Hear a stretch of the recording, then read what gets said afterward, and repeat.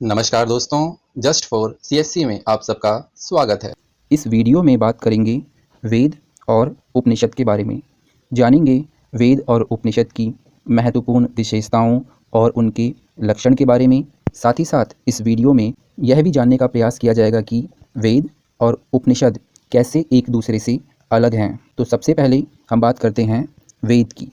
वेद शब्द का सामान्य अर्थ होता है ज्ञान। वेदों की संख्या 4 है और इन्हें श्रुति भी कहते हैं, क्योंकि इन्हें उस समय जिस समय इनका विकास हुआ था केवल सुनकर ही एक व्यक्ति से दूसरे व्यक्ति तक पहुंचाया जाता था। कोई लिखित साक्ष्य उपलब्ध नहीं थे। इन्हें मूल रूप से बाद के समय में संस्कृत भाषा में लिखा गया।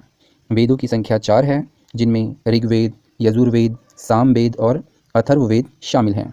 ऋग्वेद का संबंध देवताओं के लिए मंत्रों से है, तो वहीं यजुर्वेद का संबंध यज्ञ की विधियों से है।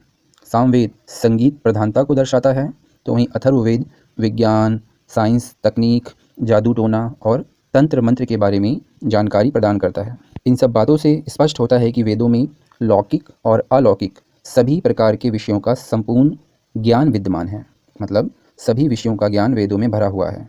वेद अपौरुषेय हैं, मतलब इनकी रचना मानव के द्वारा नहीं की गई है। डॉक्टर राधाकृष्णन के अनुसार वेद मानव के धार्मिक और दार्शनिक विचारों का मानव की भाषा में प्रथम परिचय प्रस्तुत करते हैं। इनमें प्राचीनतम इतिहास, सामाजिक सदाचार, सामाजिक नियम, दर्शन, कला और धर्म आदि का ज्ञान उपलब्ध है। इसीलिए कहा जाता है कि वेद सभी प्रकार के ज्ञान से परिपूर्ण हैं। इनके माध्यम से सभी विषयों की जानकारी प्राप्त होती है। अगर बात करें उपनिषद की, तो उपनिषद का शब्द 3 मूल शब्दों के संयोजन से बना है, उप, नी और शद। उप का मतलब होता है निकट, नी का मतलब होता है श्रद्धा और सत का मतलब होता है बैठना। इसका मतलब हुआ उपनिषद शब्द का अर्थ है शिष्य का गुरु के निकट उपदेश के लिए श्रद्धा के साथ बैठना। उपनिषद भारतीय दर्शन के मूल आधार हैं और वैदिक साहित्य का अंतिम भाग माने जाते हैं। इसीलिए इन्हें वेदांत भी कहते हैं। और चूंकि इनका विकास आर्यण्यक मतलब जंगलों में हुआ है, इसीलिए उपनिषद को आर्यण्यक भी कहा जाता है।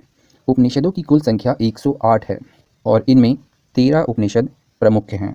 उपनिषद आध्यात्मिक ज्ञान के भंडार माने जाते हैं। इतना समझ लेने के बाद अब चलिए जानते हैं कि वेद और उपनिषद में मूल रूप से क्या अंतर हैं, दोनों एक दूसरे से कैसे अलग हैं। वेद और उपनिषद की विचारधारा में मुख्य रूप से कई अंतर हैं, जिनमें से कुछ की चर्चा यहाँ की जाएगी। तो वेद यज्ञ और कर्मकांडों की प्रधानता पर आधारित हैं, तो वहीं उपनिषद ज्ञान की प्रधानता पर आधारित हैं। तो वहीं दूसरी तरफ वेदों का धर्म बहिर्मुखी है और उपनिषद का धर्म अंतमुखी है। वैदिक लोग भौतिक सुखों और ऐश्वर्य की कामना करते थे, जबकि उपनिषद के ऋषिगण भौतिक सुखों और ऐश्वर्य के प्रति उदासीन रहते थे। तो ये कुछ मूलभूत अंतर हैं वैदिक और उपनिषदीय विचारधारा में। तो आज के इस वीडियो में इतना ही। Thank you.